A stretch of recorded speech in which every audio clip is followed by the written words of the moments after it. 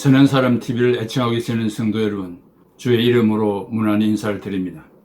오늘도 계속해서 크리스찬이 낙태를 해도 되는가라고 하는 큰 주제하에 여러 가지 모양으로 말씀을 드리고 있습니다. 네 번째로 태아는 인간이다.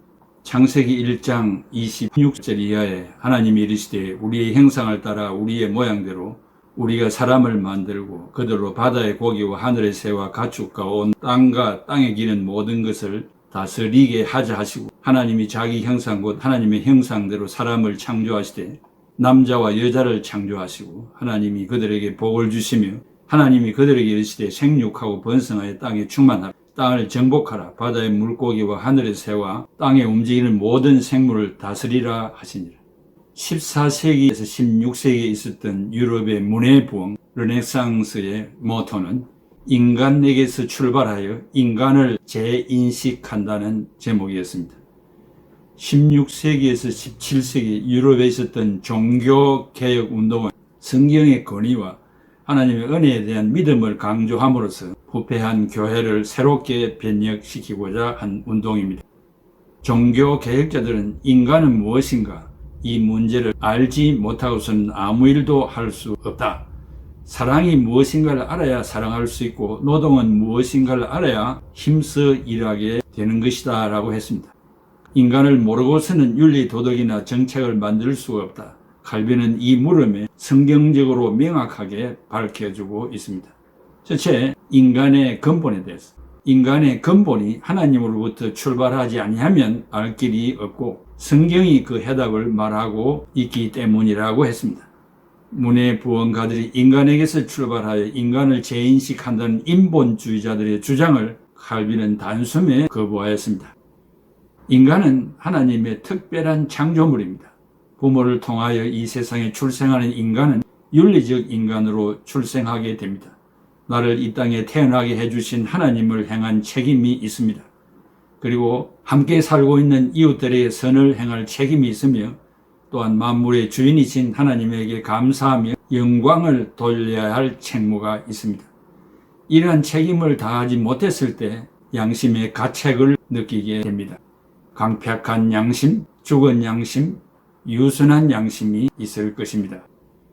인간은 죄인으로 창조되었습니다. 인간의 시조 아담이 범죄함으로 그의 혈통을 따라 출생하는 모든 인간은 죄인입니다. 이것을 기독교적인 입장에서는 원죄라고 합니다. 오리지널 신입니다. 이것을 임마누엘 칸트는 악질적인 원리, bad principle, 근본 악, radical evil이라고 불렀습니다. 기독교적인 원죄에 접근은 하면서도 칸트는 인간이 마땅히 해야 한다면 ought to, 할 수 있다, can do 라고 말한 것을 보면 하나님의 역사를 부인하는 기독교적인 교리에 접근하지 못한 것 같습니다. 학자들도 이런 고민을 하면서도 인간의 유한한 이성으로 해결하려고 하다가 자기 생명이 다하고 말았습니다. 선택된 인간은 은혜 안에 있는 자입니다.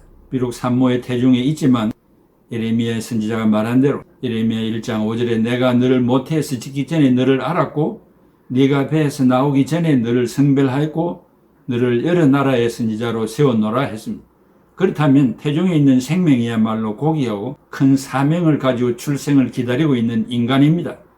여러 나라의 선지자로 사용하실 제목들입니다. 그게 둘째, 인간의 본질은 무엇입니까? 인간이란 무엇입니까? 켈빈은 이러한 해답을 얻으려고 인간을 연구 대상으로 하는 것은 불가능하다고 했습니다. 물론 이성으로 심리적, 육체적 구조나 사회적 변화의 모습들을 어느 정도는 알 수 있습니다. 인간은 제한된 범위 안에서 과학의 발전에 공헌한 바가 크다고 할 수 있습니다. 그러나 인간이 살아가면서 모든 분야에 어떻게 대처하며 살아야 하는가에 대한 본질적인 해답을 줄 수는 없습니다. 왜냐하면 인간과 하나님과의 관계가 죄로 단절되었기 때문입니다. 켈빈은 인간의 극단적 인간론, 즉 전적 부패를 낳게 했다고 했습니다. 인간은 부모를 통하여 이 세상에 출생함으로 하나님을 잠시 만났지만 인간의 자력으로는 하나님과 영원히 같이 살 수는 없습니다. 하나님만이 피조물인 인간에게 하나님 자신을 전달할 수 있고 영원히 동제할 수 있습니다. 그리고 하나님은 자신의 능력을 행사하여 인간을 구원하시려고 하셨는데 그 방법은 말씀, 로고스이신 예수 그리스도를 인간들에게 보내심으로 나타내셨습니다. 이 말씀 로고스는 인간을 무엇이라고 정의하고 있습니까? 5가지로 말하고 있습니다. 그 첫째는 인간의 본래 상태는 어떠했는가를 말해주고 있습니다. 인간의 본성이 하나님의 형상으로 지음을 받았다고 합니다. 결단코 산모의 한 형질만이 아니고 실제 인간이 되기 위한 유령체가 아닙니다. 인간은 고귀하고 고매하여 지적이며 정서적이며 의지적으로 지음을 받았다고 칼빈은 말합니다. 인간은 만물의 중심이며 가장 높은 위치에 있기 때문에 만물이 인간에게 봉사하도록 명하여졌습니다.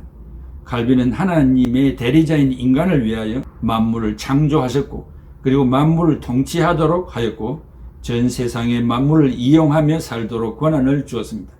이렇게 엄청난 사명을 가지고 출생을 기다리는 태아를 여러 가지 이유로 낙태를 시킨다는 것은 큰 범죄가 아닐 수 없습니다.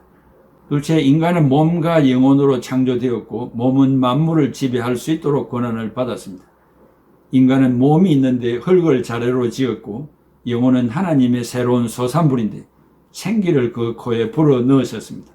그리하여 사람이 생명이 되었다고 했습니다. 창세기 2장 7절에 여호와 하나님이 땅의 흙으로 사람을 지으시고 생기를 그 코에 불어 넣으시니 사람이 생명이 되니라 했습니다. 이 흙, 히브리 말로 아파르, 영어로는 dust, 생기를 히브리 말로 니시마 하이, 영어로 the breath of life, 생, 이것은 히브리 말로 하이인데 the life, 생명 자체를 말합니다. 생기, 기, 이는 네시마인데 영어로 the breath, 이것은 하나님의 숨을 말합니다. 생명은 네페시 하인데 그 생은 하이, living, 살아있는 것을 말하고 령은 히브리 네페시, being, 존재하는 것을 말합니다. 하나님은 천지 만물을 말씀으로 창조하시고 특별히 인간 아담은 흙으로 지었었으며 그 코에 하나님의 호흡, 생기를 불어넣어 숨을 쉬게 하셨습니다. 그러므로 인간은 하나님에게 복종하지 아니하면 인간일 수 없습니다. 하나님의 종이 아니면 진정한 자유를 누릴 수가 없으며 지배권을 제대로 활용할 수 없습니다. 인간이 하나님을 떠날 때 본래적 인간됨을 잃고 세상과 자연의 노예가 되고 맙니다. 지금 세상에 살고 있는 세인들은 자기도 모르게 자신의 파멸로 가고 있습니다. 현대인들의 목표는 곧 죽음입니다. 정치, 경제, 사회, 문화 다방면의 세속적 인간은 참된 인간의 노릇을 하지 못하고 있습니다. 그래서 성경은 계속 회개를 외치고 있습니다. 하나님은 자존하시는 분입니다. 인간은 의존적인 존재이며 흙으로 돌아갈 존재입니다. 인간에게 주어진 통치권은 창세기 1장 28절 하나님이 그들에게 복을 주시며 하나님이 그들에게 이르시되 생육하고 번성하여 땅에 충만하라. 땅을 정복하라. 바다의 물고기와 하늘의 새와 땅에 움직이는 모든 생물을 다스리라 하시니라. 이 충만하라. 히브리 말로 말레, 영어로 fill, 정복하라. 히브리 말로 카바시, 영어로 subdue, 다스리라. 히브리로 라다인데 have dominion, 다스린다는 것입니다. 셋째, 하나님은 본래의 인간성을 회복시키기 위하여 예수 그리스도를 보내주셔서 어떻게 하셨는가를 보여줍니다. 켈빈은 말하기를 인간은 이 땅에 오신 예수 그리스도에게서 참된 인간의 모습을 찾은 것입니다. 예수 그리스도는 마리아의 몸에 성령으로 잉태되어 탄생하신 하나님의 아들입니다. 그에게서 참된 인간, 죄 없는 인간, 완전한 자유의 인간을 만나게 되었습니다. 그는 하나님에게 순복하시고 완전한 복종을 하셨습니다. 타락한 인간들이 그의 복종으로 말미암아 인간 본성을 회복받게 된 것입니다. 그 증거가 갈보리산에서 지신 십자가의 죽음입니다. 그를 믿는 자는 죄 사함을 받고 참된 인간으로 회복되는 것입니다. 넷째, 하나님을 떠났던 인간은 어떻게 되는가를 보여줍니다. 인간은 회개를 하고 유아세를 받고 부활하신 그리스도와의 교제를 통하여 새 사람의 참된 본성을 회복받아 성화를 중심으로 생활이 날마다 새로워지는 것입니다. 이 세상에서는 성도의 인간성이 죽을 때까지 내 속에 있는 비인간적인 속성과 싸우면서 살게 됩니다. 그리스도 안에서 변화되었다고 하지만 중생된 인간, 옛사람과 자신을 타락시키는 세상의 모든 세력과 더불어 날마다 싸우면서 살아야 합니다. 그러나 인간은 죄 용서함을 받은 칭의된 죄인이며 중생한 죄인입니다. 이것이 인간의 참된 본성이며 인간은 극적이고 동적인 모습을 가지고 있다는 것을 성경을 통해서 칼빈이 발견한 것입니다. 예수를 믿어 거듭난 인간은 하나님을 예배하기 위하여 주의를 지키고 성경과 구제를 위하여 헌물을 드리며 이웃을 섬기며 살도록 하였습니다. 다섯째, 인간이 완전 무결한 세계에서는 무엇이 될 것이며 인간이 완전한 본성을 회복할 그때는 어떻게 될 것인가를 말합니다. 완전한 세계에 들어간 인간, 완전한 본성을 되찾은 인간은 승리와 영광입니다. 모든 불안, 시험, 고민, 질고, 역경, 환난, 공고, 핍박을 벗어나 하나님의 영광이 충만한 상태에서 완전한 자유를 향유하면서 즐겁게 하나님을 섬기는 참된 인간성을 완전히 발휘할 수 있고 그 인간성을 완성시키고 자아를 실현하는 것입니다. 이것은 하나님이 본래 인간을 창조하셨을 때 계획하신 그가 누리는 최고의 영광이기도 합니다. 사랑하는 성도 여러분, 이렇게 하나님이 인간을 이 땅에 보내신 의도와 목적이 분명히 있는 만큼 인간을 어떤 모습으로 이 땅에 보냈습니까? 아버지와 어머니를 통해서 이 땅에 보내주신 것입니다.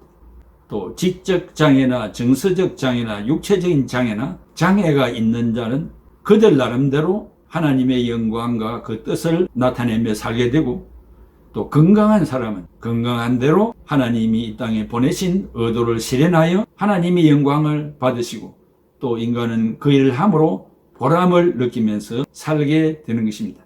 그래서 그리스도 안에서 하나님이 보내신 의도와 뜻을 성취하게 되고 궁극적으로 하나님의 영광을 선포하게 되는 것입니다. 부모를 통해서 이 땅에 잉태된 생명이 그렇게 고귀한 것입니다. 여러 가지 인간적인 생각과 일들로 태아를 유산이나 낙태를 하는 것은 하나님 앞에 있을 수 없는 죄가 된다는 것을 스스로 자각하고 또 많은 사람들에게 이 복음을 알려야 하겠습니다. 기도합시다. 아버지 하나님, 은혜와 사랑을 진심으로 감사를 드립니다. 계속해서 유산이나 낙태, 조산, 이 모든 것들은 다 하나님이 원치 아니하는 것이고 성경이 말씀하지 아니한 것이라고 말하고 있습니다. 들을 수 있는 귀 있는 자들은 이 말씀을 잘 듣게 하시고 마음판에 새기게 하시고 많은 사람들에게 이 복음을 전달하는 사명까지 잘 감당케 하여 주시옵소서. 우리가 살아가는 세상 소천국을 이루고 짤막한 인생사에 기쁨과 즐거움을 느끼며 일하는 소명감과 거기에서 맺어지는 열매로 기뻐하며 즐거워하는 여생을 살아가는 우리들이 되게 하여 주시옵소서. 예수님의 이름으로 기도하옵나이다. 아멘.